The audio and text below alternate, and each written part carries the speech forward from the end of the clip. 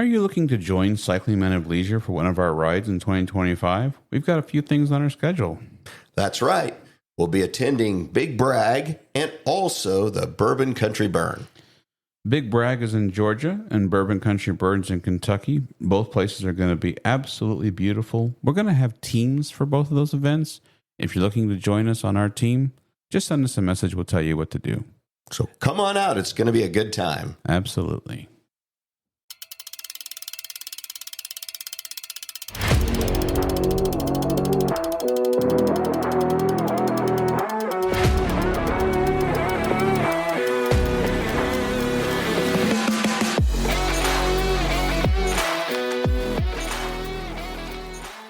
Well, it's time for Road Adventures with Cycling Men of Leisure, the podcast for cyclists who understand that riding is not just about getting to the destination, but the experience along the way.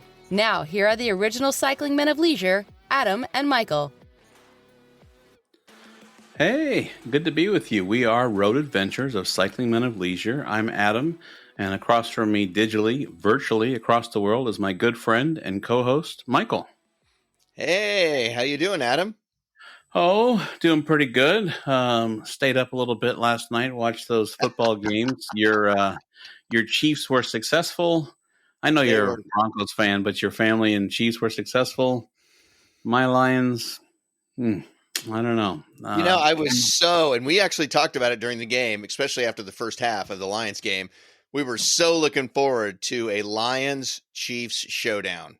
Oh, that would have been fun. And then the Lions came out at halftime and decided they were going to do whatever they were going to do other than play football. But yeah, I don't know what happened there. I mean, when at halftime, everybody was texting and rooting and hooting and hollering, and then I don't know. But don't buy those Super Bowl tickets yet. Not yet. No. Heck of a season. Pretty happy for the Lions. Pretty exciting to actually have that in this area. I've lived here since 1997, and all I've ever heard is the Lions that never made it to the Super Bowl. So I get to keep hearing that. So yeah, that hasn't changed, unfortunately. And we're going back for what? Third time in 4 years or something. Yeah, something like that. It happens. Maybe next year. I'd like to see that game. Well, the only thing I will say is I hope the IRS is not listening. I won't say how much, but I made a bet in the beginning of the year for the Chiefs to win the Super Bowl, one of the FanDuel specials, and let me tell you, looking you good. should see the skyrocketing amount that looks good. So we'll see. I'm not gonna go out and buy the Ferrari yet, or at least the Matchbox one. But anyways, to the IRS, he lives in Brighton, Michigan. Just so you know, I do. Come on down and find me with my whopping gambling winnings. Actually, I bet you if you look, it's probably losings. Yeah, What do we got going on? So the last time you and I met, you and I spoke about rides that are in the area or near or around. We've already told our subscribers and fans that we were going to go to Big Bragg 2024, Atlanta to Savannah. And we're kind of looking at our schedule to see what we're going to do. And we kind of teased the idea of this Michigan ride, and it got me thinking, and I got pretty excited. And so I lined up something pretty cool for us. Okay. I've got the events director of the League of Michigan Bicyclists, and I'd like to bring him on now. Okay. So with us is now Neal Glazebrook. He is the events director of the League of Michigan Bicyclists. Neal, welcome to the show. Hey, Adam. Thanks for having me on. I appreciate it. Absolutely. So, Neal, you are the events director of the League of Michigan Bicyclists, and we were looking at rides to do for the 2024 season. We decided one of the rides that we normally do, which is in Iowa called Ragbri, we decided not to do this year. So we're looking for something different, and came across your site and everything. And so wanted to have you on to talk about some of the rides that you do and what it exactly is you do. So what is it that you do? Well, I appreciate that. Like you said, I'm the events director for the League of Michigan Bicyclists. The League of Michigan Bicyclists has been around for a handful of years, since 1982, as an advocacy organization here in the state. And one of the functions we do within the state is put on events and rides to fundraise and support the advocacy we do here in the state. So my job, post-pandemic to current times, has been to run our cycling tours alongside some of the other events and skills clinics and single day events that we put on across the state. Cool. So I've got your site up here for lmb.org. So anyone who is interested, you could go to lmb.org. Looks like you've got events, some initiatives, how to get involved.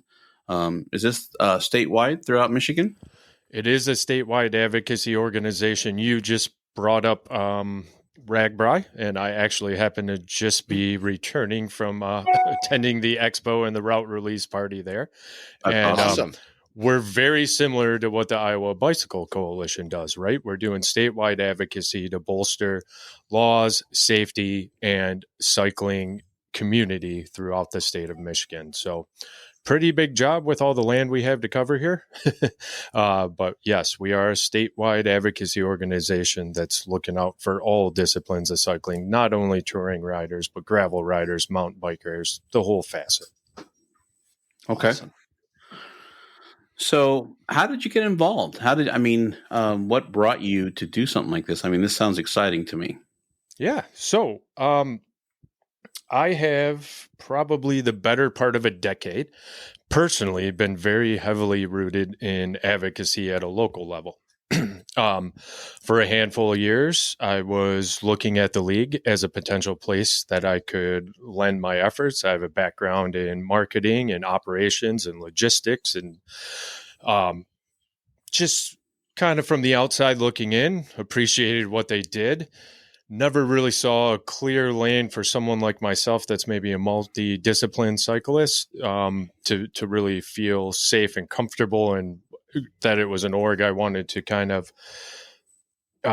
deeply involve myself with. And then in 2020, they came out with a new strategic plan where it was kind of representing all cyclists. And that kind of made me take a different look at it. I also got heavily rooted in doing ultra endurance gravel and mountain bike stuff myself. And that sort of angle that I already had experience in is really when I did approach the league and they were hiring, that's really what kind of sparked their interest in bringing someone like me aboard, to be able to have someone that could run events. I had experience running events single day and some smaller tours, but bringing someone in that could, have a multifaceted approach to the events we're putting on. And cool. I was really excited to get the position. I left the corporate world in 2021 and to get their events back up and running after a 2-year hiatus during the unfortunate pandemic. Awesome. Pandemic. Sounds what does great. that you speak of? And I'm just kidding. That little thing we called the pandemic. That little blip in time. Yeah. Yes. That sidelined us, certainly. So that existed, huh? Yeah. This is a real thing, not fake news. Okay. That's interesting. I have clearly, I'm not from Michigan. I have been to Michigan many times. I have cycled in many events around and across Michigan, thanks to my good friend Adam here. So what exactly do you have to offer for a guy like me who wants to do some road biking or tour cycling? Yeah. So we had a number of events for a handful of years, and we've kind of shaken up our offering and really deeply focused this year in 2024 to go back to our roots, which is cycling touring, to do those events, do them very well. And what I would have and the league would have for someone like yourself and Adam, Michael, is we have 2 events. The first one being just at the beginning of July. It's called MUP, MUP for Michigan's Upper Peninsula. A great ride in the Upper Peninsula, a little more rugged, a little more adventurous, not great developed towns, but a little more of being out in the wilderness and kind of experiencing nature. And then we also have Shoreline West, which I think, or Shoreline rather. Whoops, I'm even messing that up. Which we just changed the name of after 30 some years of having the name at Shoreline West. We have Shoreline, which is our lower peninsula adventure, which really does focus on keeping the ridership and the event as much as we can along the shores of not only the Great Lakes, but also some of the inland lakes that are not too distant off the shoreline of, say, Lake Michigan, Lake Huron. So that is a 7-day event that we put on in northern lower Michigan. And truth be told, that's why I reached out to you, because we are interested in this ride. The itinerary, we'll get to the itinerary, but the itinerary seemed nice to us, that lower peninsula area up against the lake. I mean, the waters are blue as they are in some of the Caribbean islands I've been in. So, but Michael, go ahead. I didn't mean to interrupt you. I apologize. No, I was just saying, we have done some rides up there in the lower peninsula, and what you said. I mean, it's just beautiful along the Great Lakes there. So it's fantastic scenery. So when we talk about Shoreline Ride, the history of it, I think, is extremely important. So to do due diligence to the history. So for 30 years, you did call it Shoreline West. And so do I assume that it went up the west coast of Michigan? Yes. Actually, this year will be the 37th running of Shoreline. Wow. So we've been doing this for a number of years. It's taken various forms over the years. That Shoreline mantra has stuck, but it has been called Shoreline East, which is actually, I'll get to that in a second, is part of the event we're doing this year. It's been called Shoreline exclusively, and it's been called Shoreline West. So for the last at least a decade and a half now, it has been running on the west coast of the lower peninsula of Michigan. So typically the last handful of years, we've been running a route that starts in Montague, which is kind of middle of the western side of the lower peninsula, and runs up and ends at Mackinac City, right near Mackinac Island.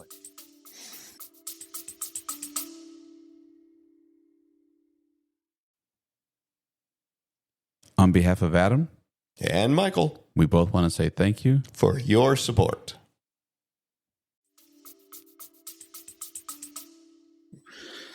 Okay, so, and then this year you're pulling a Hail Mary, which personally I'm fine with. I love the itinerary. So, and now you're calling it Shoreline Ride because, of course, the ride is up against the shore. Does it mostly follow right up against the lake, or as much as you can?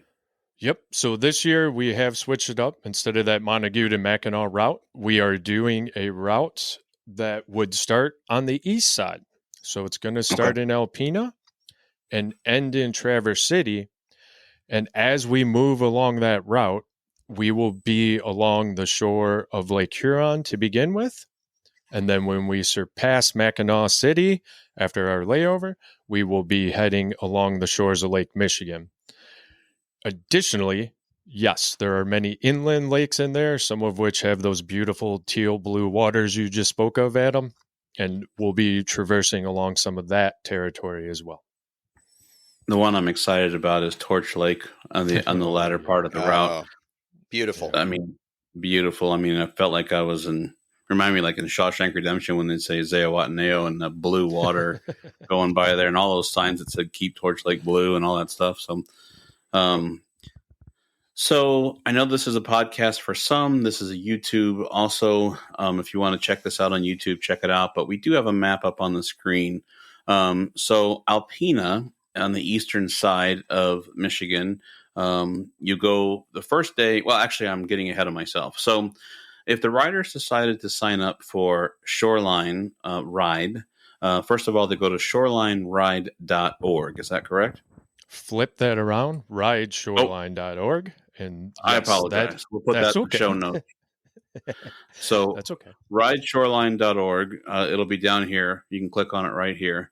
So if they were to choose to sign up and ride the ride, traditionally some of the bike touring rides, they'll start in one area. You can load in one area. What exactly do you do? Yep. So this particular ride is a point-to-point ride, like I just said. Starts in Alpena, ends in Traverse City. So on the 7-day route, we have a pre-tour bus. So there are a couple options you could do. You could park in Traverse City and then take the bus, which would occur on the first day of the event on August 3rd, and take that bus. We would transport your bike. You would take the bus back to the start in Alpena and then start from there and ride back to your vehicle or the airport, whatever form of transportation you're using to get out of Traverse City. Additionally, you could start in Alpena.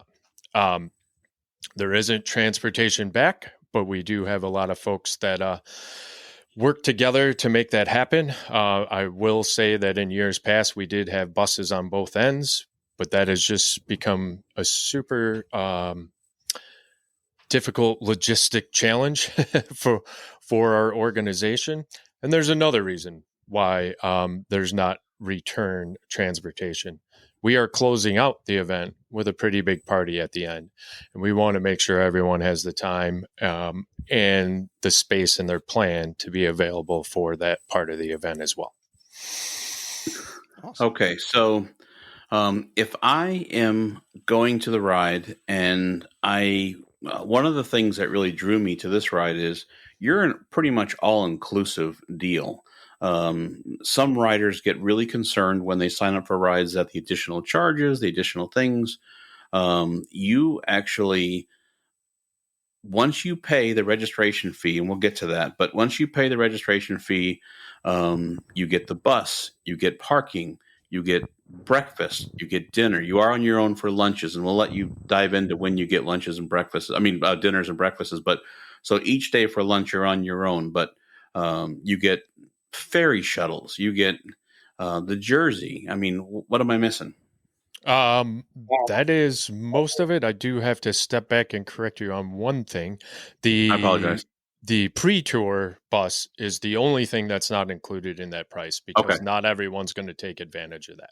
I apologize. We do have, so you would have, your registration would include, as you said, breakfast and dinner on all riding days, with the exception of the first day is a glorified check-in day. That day we do have dinner as well before the rider's orientation. So you would get that. You have a space to set up your tent and camp. Showers are included with that price. The Jersey is included with that, as well as you spoke of the ferry ride out to Mackinac Island for our layover. So that is all part of it. In addition, sag wagons, aid stations that are well stocked, and snacks and beverages back at camp are all part of that all-inclusive price you just spoke of. And Michael, that's something that you've been saying for years, that you're looking for more rides like that where you don't have to be, nickel and dimed all the way across the state.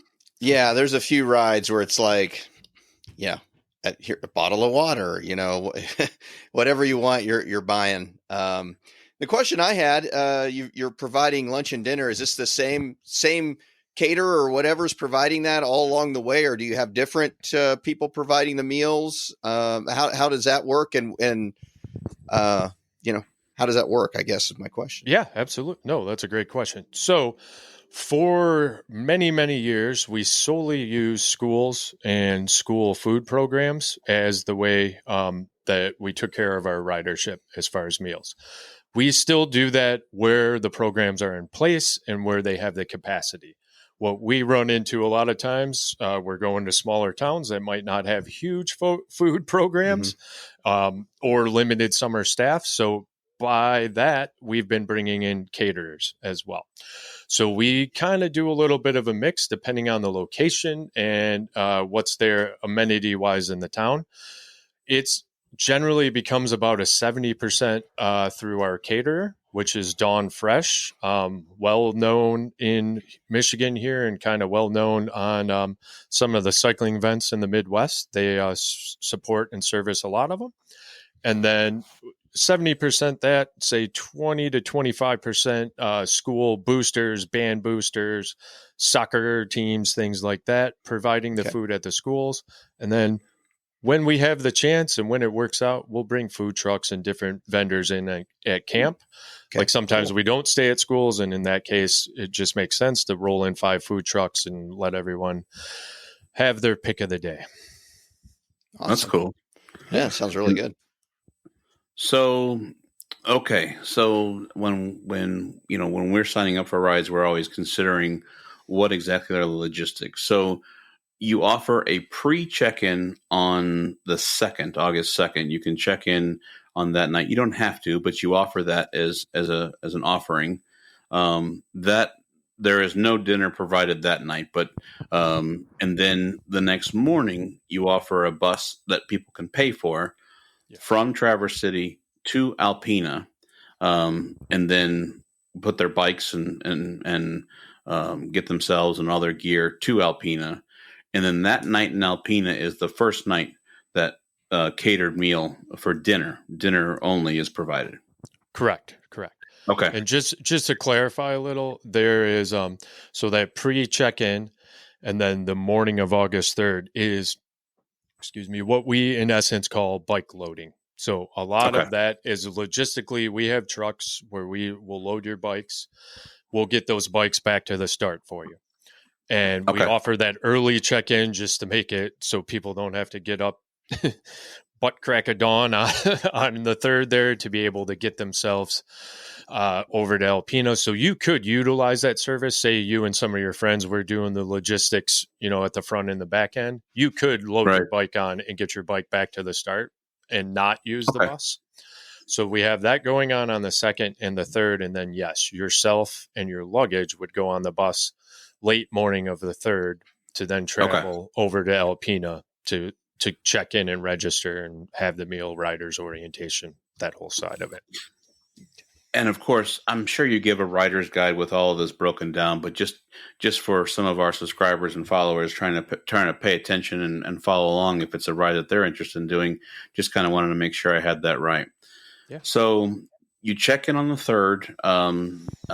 You probably give an orientation for first timers or whatever. And then on the 4th, you start riding and you go from Alpena to Rogers City. That's the first day of riding. So that morning, the riders will expect or can expect, if they would choose, a breakfast provided by the Shoreline ride. And then when they're on the road, lunch is on their own, except for, of course, you have aid stops and water bottle refilling stations and stuff. And then dinner that night is provided. And then that repeats itself throughout the event. So I'll bring back the map here. So when we're looking, the first day after you check in, you go from Alpena to Rogers City, and then Rogers City to Sheboygan. Isn't there trails in that area? There are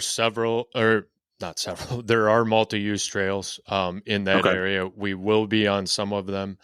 We will be ducking off of the trails a little bit to hit some of those inland lakes and some just picturesque areas I think people need to see along the way. But there are some trails that we will be hitting as part of the route for this year. Yes. So then the next day you'd go from Sheboygan to Mackinac City. And then Mackinac City, you do something that is close to or similar of a ride, Michael, you and I are used to in Bragg, where our friend Franklin has a layover day, and Shoreline is doing the same thing. They have a layover day. Yep. So go ahead. No, I just wanted to. Well, this is what is selling the ride to us. I mean, this going out to. Let me stop you right there, and let me say, the first time we were looking at going to Bragg, bike ride across Georgia, a couple years ago, we saw the layover And honestly, we were laughing to ourselves going, why do you need a layover day? Yeah. First time we did it, it's like, okay, this is kind of nice because him and I, we got a rental car, went to a distillery, had a good time. And now we're to the point where it's like, yeah, we kind of like those layover days. So the layover day kind of sells us in a lot of ways. So I remember being in Ragbri last year to mirror what he's saying. And I remember looking over him on Wednesday going, man, I really miss that layover day right about now. So yeah, we do a layover. It's kind of been a staple of our events. And I guess I could kind of explain it this way. Like I spoke of earlier, I like ultra endurance stuff. I like those kind of kill me if you can events, right? But that's not like bringing people here to Michigan or Michiganders coming to this and experiencing what's up there. It's not something you want to rush through. It's something you want to kind of take the time to pedal, check out the sights, immerse yourself in things. And if we did not have that layover day in the middle of there, you would literally skirt right by some of the best assets and some of the most, enticing parts about being on this event. So in the past, our layover day has been in Traverse City because that was the midpoint of the ride. Great town for that to happen in. But with our new route this year and the things we're switching up, the layover, as you mentioned, Adam, lands us in Mackinac City, which awards you the rider gift of having a ferry ticket to go over, step back in time, and be on one piece of land where cars are not allowed anymore. And that's Mackinac Island, which is a gem of Michigan and something everyone that visits here or lives here should experience. Yeah. If you've never experienced Mackinac Island, for anyone watching or listening to this, highly recommend it. You catch a ferry on either side of the either Upper Peninsula or Lower Peninsula, and like Neal says, I mean, there's like 2 or 3 vehicles on the island. I think they're emergency vehicles and maybe like a fire truck or something like that. But there's forts there and fudge, and yeah, it's a tourist area, but it's just beautiful. And then one of the things I kind of not laughed at, but I smiled at is when on your website you said a car-free ride around the island, which is that's true. There's no cars there, so I believe it's like 8 miles around the island, if I remember right, or 8.5 or something like that. So it's like 8.7, I think, if you stretch the outer edge as much as possible. Gotcha. Well, that was really cool to us when Michael and I were talking. Yeah. We thought that'd be really neat to be able to, you talk about Strava heat maps or even I've never been out there riding. I mean, I've been to the island a few times, but never with a bicycle. But so that's really I know they rent bikes like they're on crazy, but yes, yeah, they rent a ton of bikes out there. It is actually probably the place you can see folks ride a bike for the first time in many, many years, as well as very seasoned cyclists being out there as well. Yeah. Y'all got any WD-40? You'll see more Schwinn's, classic Schwinn's, than you've seen in a long time out there, which is another cool part of it too. That was one of the things that was neat for us. I mean, the layover day for us, we've done laundry on layover days. As Michael mentioned, we're known to go to distilleries, something that we actually look forward to. But the idea of taking a ferry out to Mackinac Island, getting a ride out there, and then still coming back, and I mean, there's breweries around there and all kinds of good stuff. So,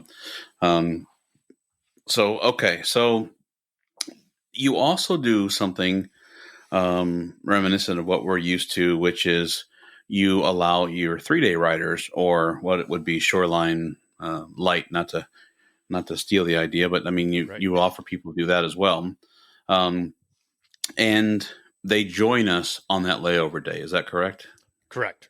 The 3-day option for Shoreline would drop in there at Mackinac. Folks would check in there. And for the 3-day riders, there's a post-tour bus this year. So they would have the option of jumping in Mackinac, parking up in Mackinac, starting from there, and riding down to the end with us in Traverse City. And then on Sunday morning, the 11th, taking a bus back up to Mackinac to retrieve their car. Okay. So it appears to me, based upon the map, let me go back to the map here, that the longest day in the saddle for this ride is the first day for the 3-day riders, or what would be the fourth day or the day after the layover day for the 7-day riders, is that Mackinac City to Charlevoix. That seems like a decent day in the saddle, but beautiful day, by the way. Oh, it's amazing route through that area. You are not wrong. Very beautiful. Some of the iconic cycling in Michigan runs through that thoroughfare. And yes, you are not wrong in the assumption that that is going to be the longest day in the saddle.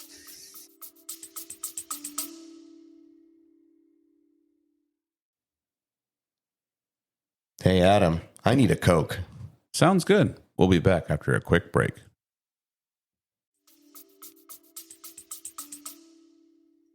But still, if no one's been able to do that, there's a tunnel of trees there. There's just absolutely amazing beauty. If you've ever seen movies where they go right across the coastline, you're on cliffs looking over Great Lakes, and it's just absolutely beautiful. So now, see, this is where we've ridden the other side up to Mackinac City. yes, So going this way, if we were to ride this, we'd be going through some of the areas that we went, which were extremely beautiful. So that would be cool. Yep. Ironically, we rode that with the artist who made the jersey for Shoreline this year, Brian Fritz. Yep. And so Brian joined us for another ride in Michigan called Dulmac. And that was from we did the 5-day west. We went Lansing to Mackinac. So we went north. I'm really excited that if we do this, we'll be going south and doing it a different way. So I really like Brian's design. Definitely check that out on the website. We'll drop a link below. But so hello to Brian. So some of his work right here, as a matter of fact. That's right. He did our logo as well. So he seems to make the rounds in our cycling community, doesn't he? There you go. So, yeah. It's funny for all you do for us.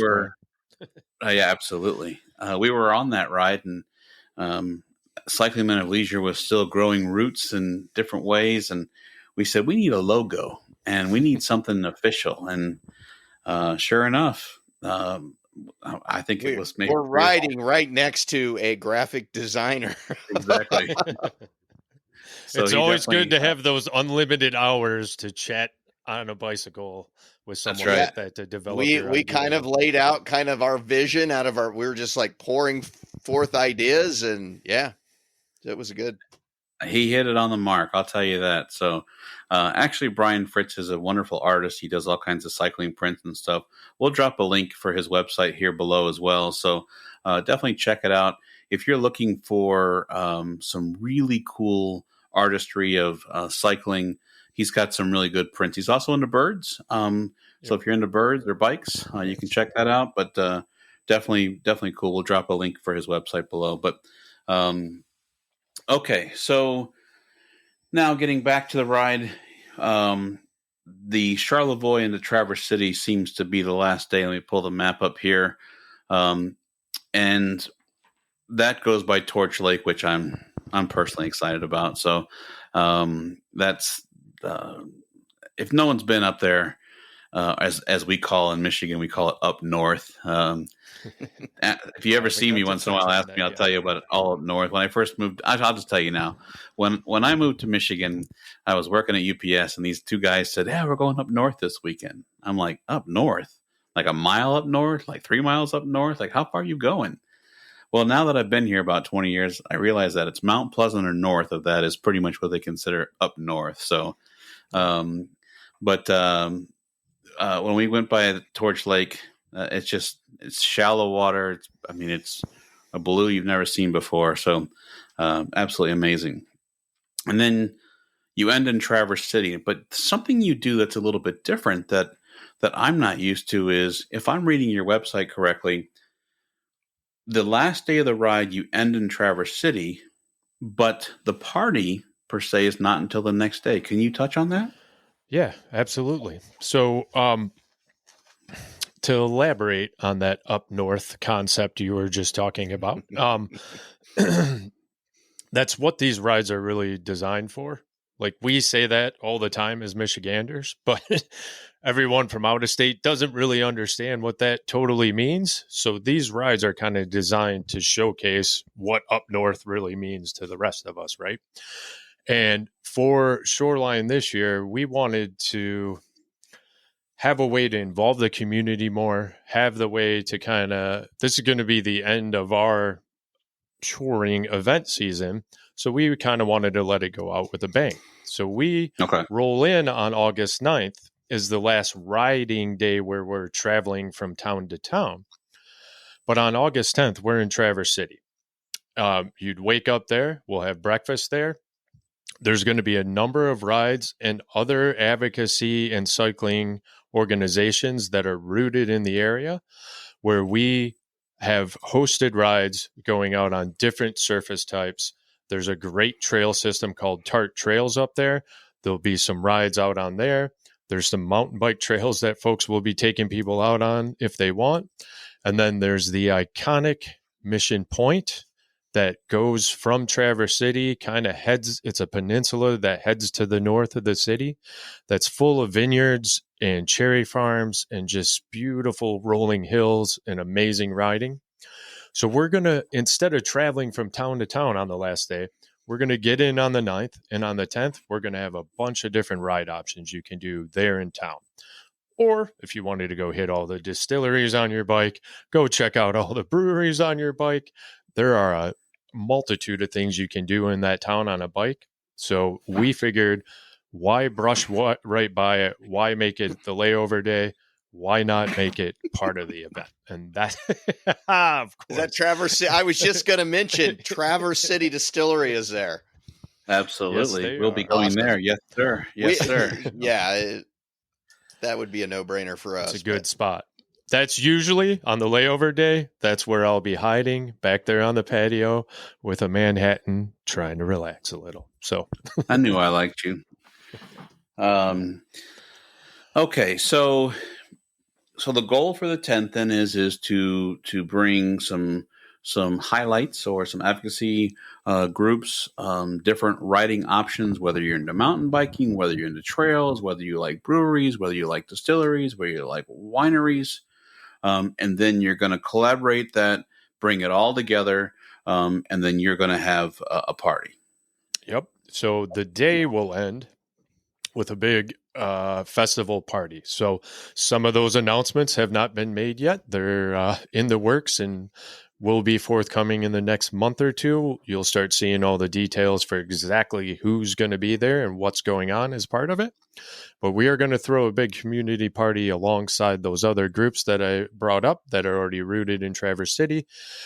And that will be for our ridership, both the 7 and 3 day riders, and for the community at large. So we kind of wanted to make this a way to unite all things cycling up there as we end the ride and come into town and just show some love and celebrate cycling. Cool. Okay. It's awesome. So a little bit of a recap. You have 2 major events, which is MUP and Shoreline. You are the events director of League of Michigan Bicyclists. Truth be told, the one we're interested in is the Shoreline, obviously. But you offer pretty much a single price point for everything that we talked about. Are you prepared to say what a 7-day ride costs for that, or? Yeah, absolutely. I can share that with everyone. We do have some discounts that are floating out there in the wild, and we're a membership organization, so I would welcome you to check out our membership side and some of the benefits that come alongside that, because that would give you some elevated opportunities, let's call it, and early access in years going forward. But this year, Shoreline is for the 7-day ride. Standard pricing is $14.99, and that's for the entire thing. Everything we spoke of, attendance to the party, the whole shebang. The only thing that doesn't come with that, like I spoke about earlier, is that pre-tour bus. That would be an additional charge if you wanted to utilize that. The 3-day ride would be $6.99 would be the standard price for that. And keep in mind, that's all your meals, a place to shower, a place to camp, taking care of you along the road, making sure you got snacks, water, everything you need out there, as well as pick up, get you back to camp if you need it. The whole shebang. Cool. So. Now, when you say that, there's probably a lot of people out there going, oh my gosh, that sounds like a lot for a 7-day ride. There's a little bit of that shock factor. When we get back from Ragbri, that's a fraction. Well, that's exactly what I was going to say. That seems like a lot, but when you look at you're paying, several $100s for your ride on these other rides, and this includes a jersey. Is that correct? Yeah, correct. These prices include. Yep. You're paying for the jersey on the other ride. You don't get typically breakfast or dinner. So, I mean, typically you're taking care of all of your food on your own, and things like that. I just want to make sure that people understand that shock, when you really think about it and break it down, is really a good deal for 7 days of riding, the jersey, all the support, and, a breakfast and dinners most of the time. So. No, and I appreciate that. The whole point the whole point of what we're trying to do, a lot of folks come to us that might be their first time, they might be new to touring. The whole point of this, even for veteran cyclists that attend these events, is to allow you to think a little less about what you have to do and really have your mind open and set to be able to ride and enjoy your ride and enjoy the towns and the spaces you're going through. So all about thinking a little less and riding and enjoying a little more.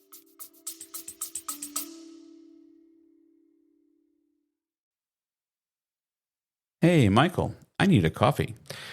Okay, we'll be back right after this message.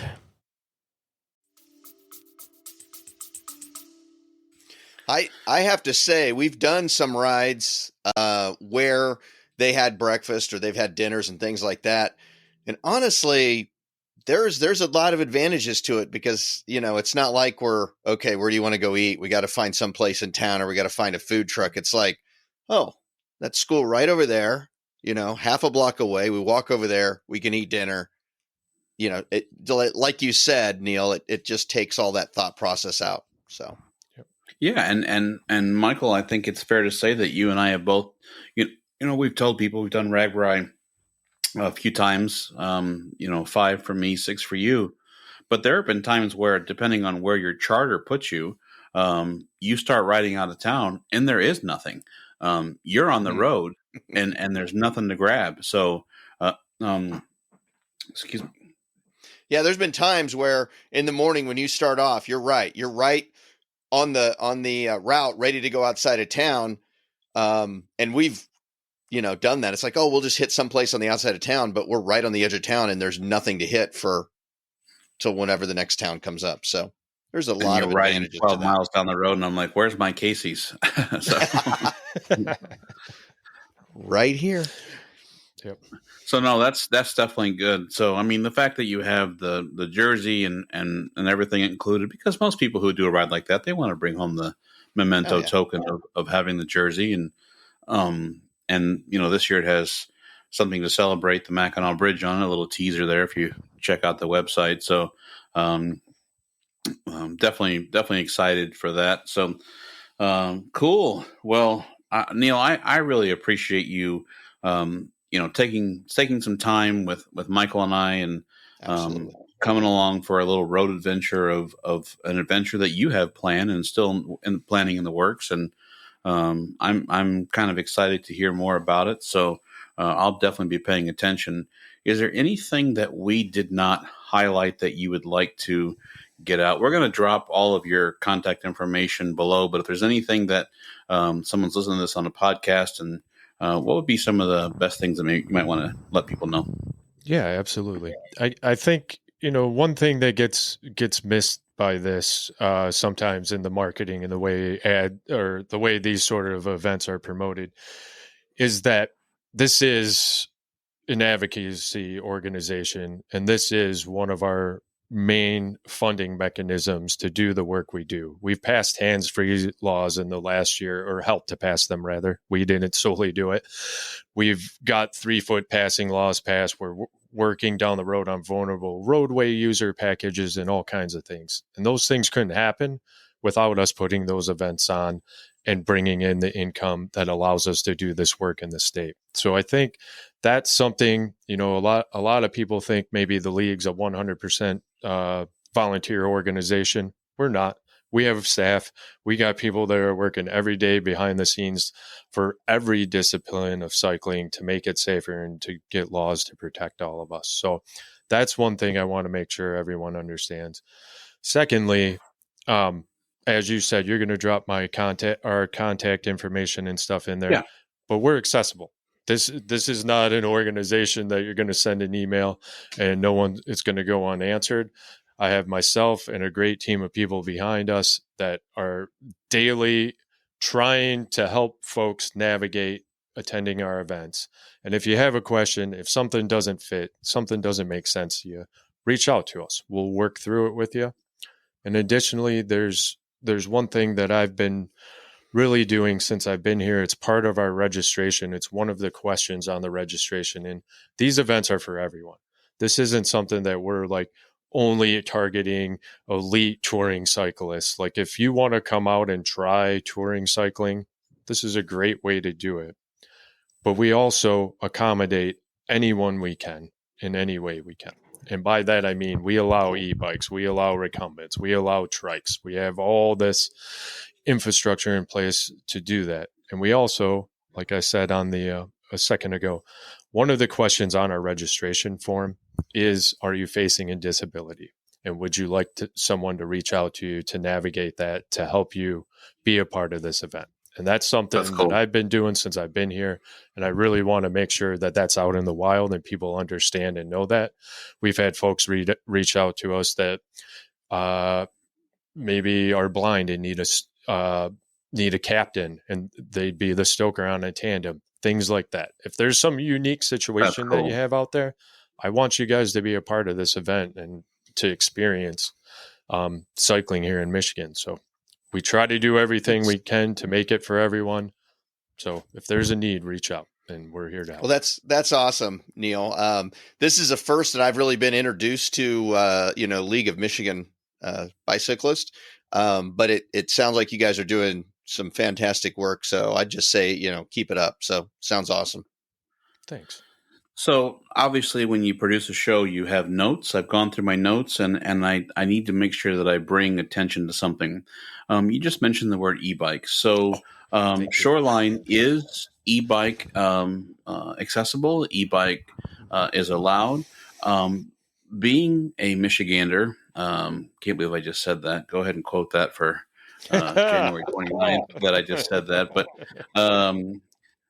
I happen to know that e-bikes aren't allowed or they're really being restricted on Mackinac Island. For those who are doing e-bikes going out to Mackinac Island, could they just take their batteries off? Or, I mean, yes, that is the best way to handle it. There's all kinds of stuff going on in the state. I sit on some state boards and different agencies that are kind of navigating our rules and regulations from a statewide level as far as e-bikes. But Mackinac Island, they are restricted right now out there for good reason. As we spoke of earlier, it's a non-motorized island during the summer months.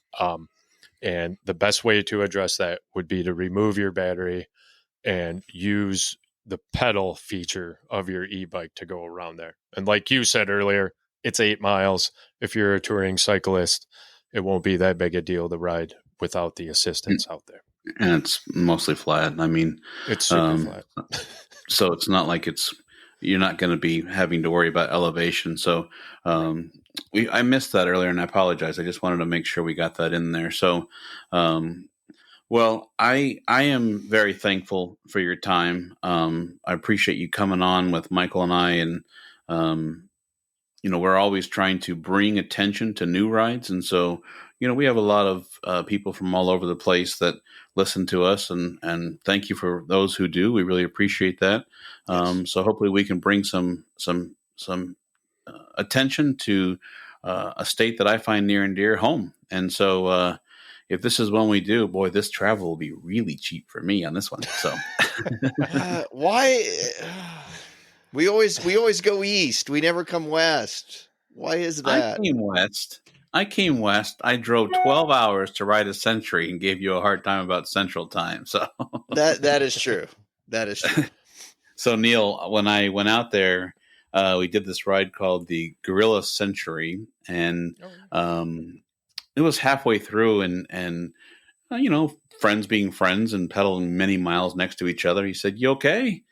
I said, "Yeah, I just think the Central Time is messing with me," and so it's been a long running joke. And so then when I was driving home, when you're on 94 and it says you've now entered the Eastern Time Zone, I took a picture of that. I said, I was right with the world. So that's funny.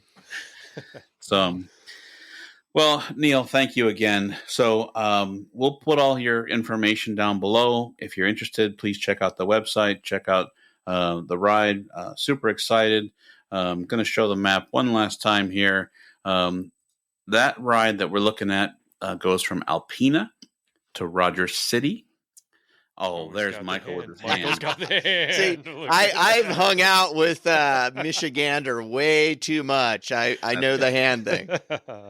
Love it. I would say what they do in Ohio, but I'll lose Ohio listeners, so I won't do that. Let's not do that. So, I won't do that. So Alpena to Rogers City to Sheboygan to Mackinac City. Next day, layover day, where you can have the right to take a ferry out to Mackinac Island. If you have an e-bike, leave your battery at camp. Come on back. Enjoy Mackinac City because it is a beautiful city. And then next day, get ready, get to bed a little early because you're going to have a little decent pedal down to Charlevoix. And then from Charlevoix to Traverse City, if you're choosing to do the 7-day ride. The next day, when you get up, you can ride around the local area in Traverse City, and then that night is a party to collaborate and bring it all together. So, yep, cool. Well, Neal, thank you so much. We will be in touch if it's sounds like something we're probably going to do, but once we lay out our schedule and make sure, we'll be in touch. Rhode Island's still available. Yeah, Rhode Island. Just saying. All right. Well, if you guys have any more questions, reach out. I'm here. Let me know if anything comes up. And I really appreciate the time to jump on and talk to you guys about this. So we appreciate you. Thank you so very much. Appreciate it. Have a good night. You all too. Thanks.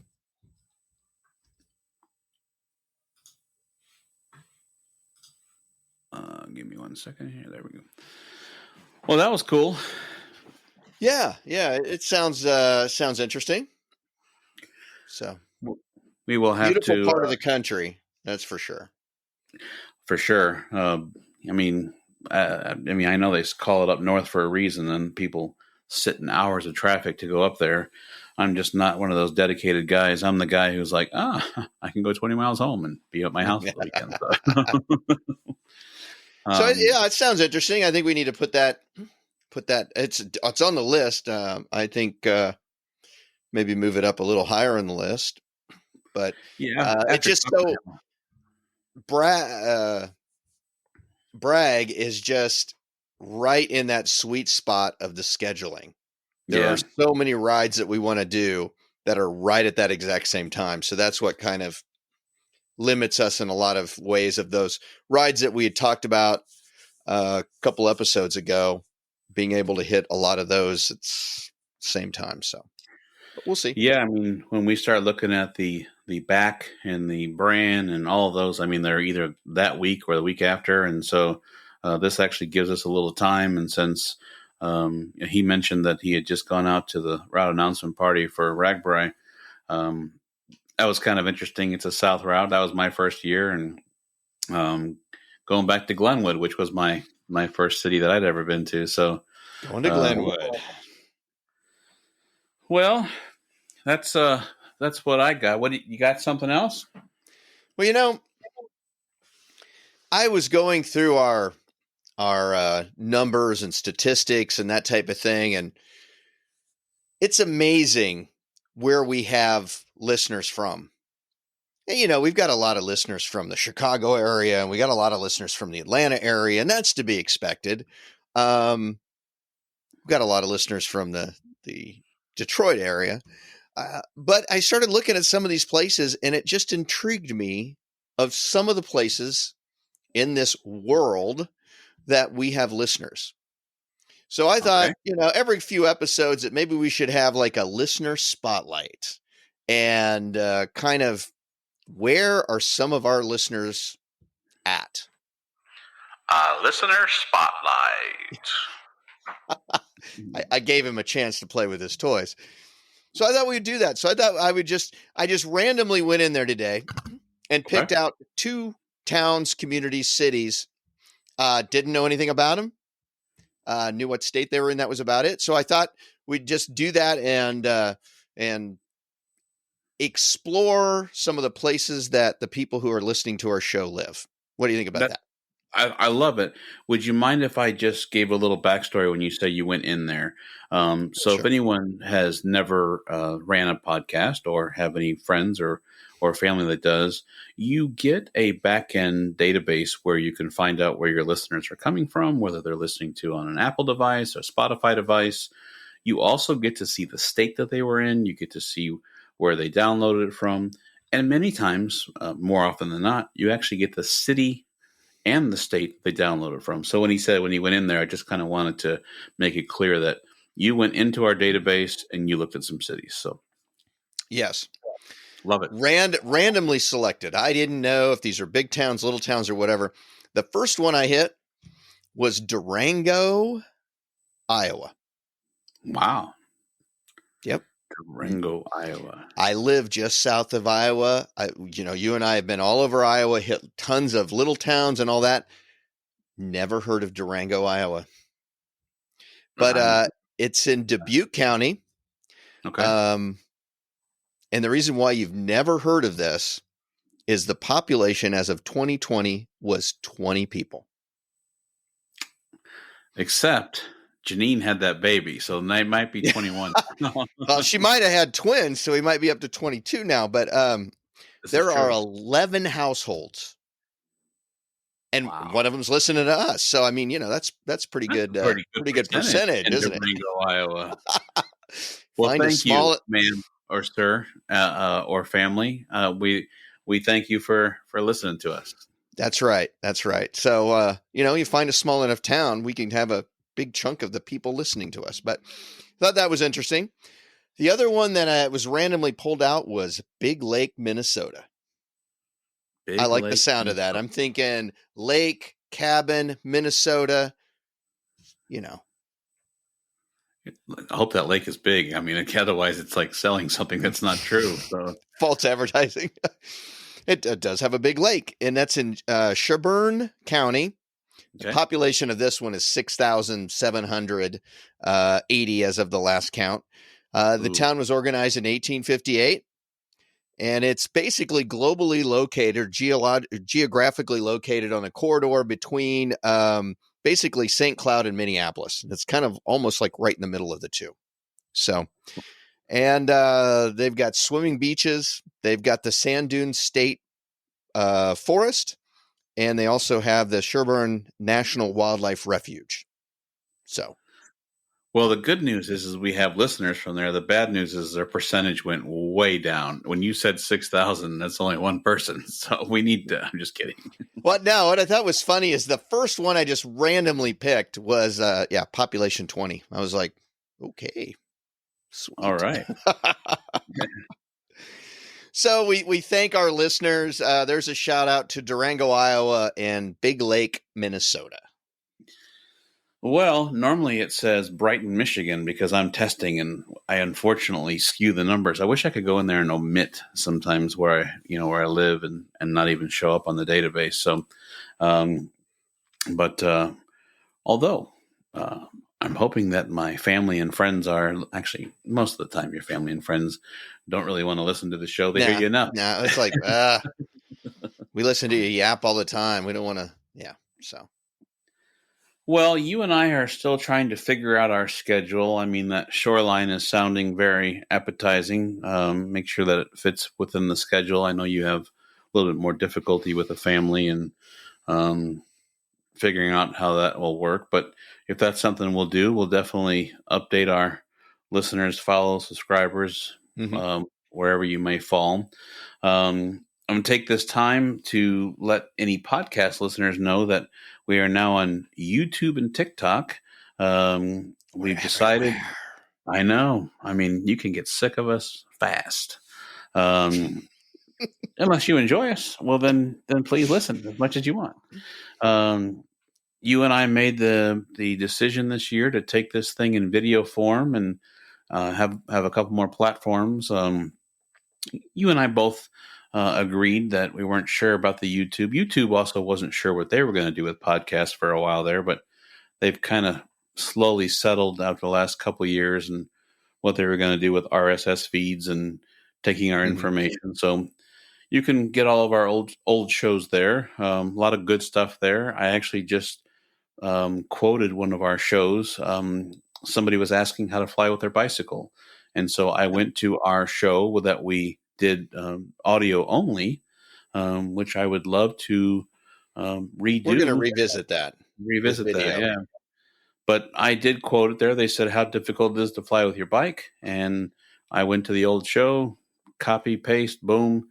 And hopefully they enjoyed it. Hopefully they were able to get some information. We don't claim to be experts. I'm far from an expert, but it's worked twice for us, and I've only got 3 extra screws. So yeah, that's okay.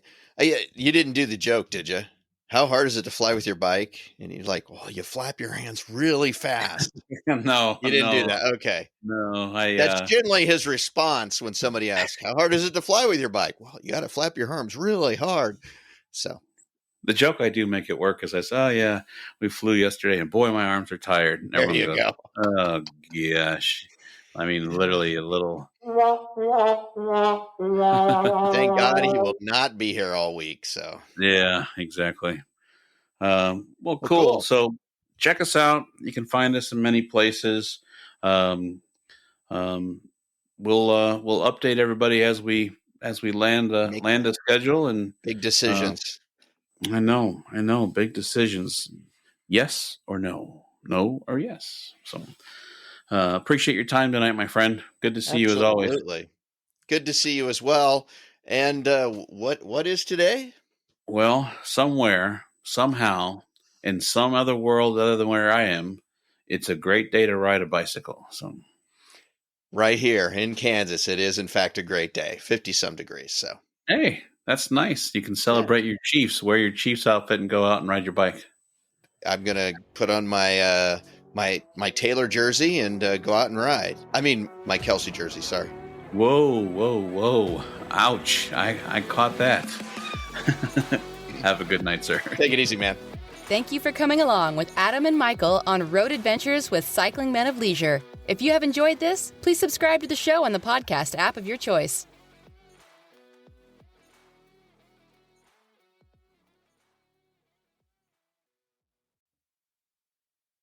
Hey, we just wanted to remind you that we've got some really cool products at our jersey and our swag store. That's right. You can visit cyclingmenofleisure.com. At the top of the page, you'll find our stores page. Click there. There's 2 QR codes. The one on the left has a J on it. That's the store for the jerseys. The one on the right is just a swag store. Has all kinds of different items. Kind of customizable. You can kind of make the swag the way you want it. If the QR codes are giving you an issue, don't worry. Underneath, there's 2 buttons that you can click on. Thank you, and have a great day.